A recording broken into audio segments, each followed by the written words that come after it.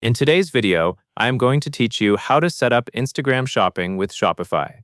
This process helps you connect your Shopify products to Instagram, so shoppers can discover your items and view product details directly in the Instagram experience.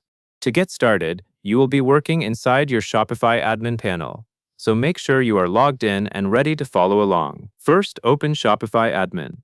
When you open Shopify admin, look for the main dashboard area where you can manage your store settings, products, and apps. If you have multiple stores, confirm that you are viewing the correct one. It is important to start in the right place because the app connection you set up will link to the specific store you are administering. Take a moment now to make sure your Shopify admin page is fully loaded before you move on to the next action. Next, go to the Apps section. In Shopify admin, this is usually found in the left-hand menu, or in a navigation area near Settings and Integrations. The reason you are going here is simple. Instagram shopping is typically enabled through an official integration, and that integration is installed as an app. Once you locate the Apps area, open it so you can search for the correct connection tool. Now you will search for Facebook and Instagram. While you are in Apps, find the search box. Type in Facebook and Instagram.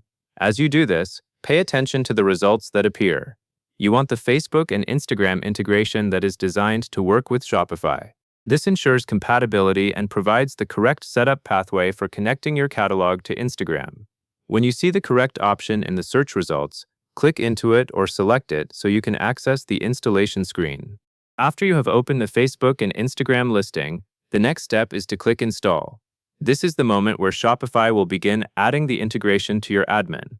It can take a short moment to process, depending on your store and browser speed. During this time, you may see a loading screen or a brief confirmation message. Let it finish so the installation completes properly. If the page asks you to confirm anything, follow the prompts carefully, because the goal is to connect Instagram shopping with the correct Shopify store. When the install finishes, you should have the Facebook and Instagram integration available in your Shopify admin.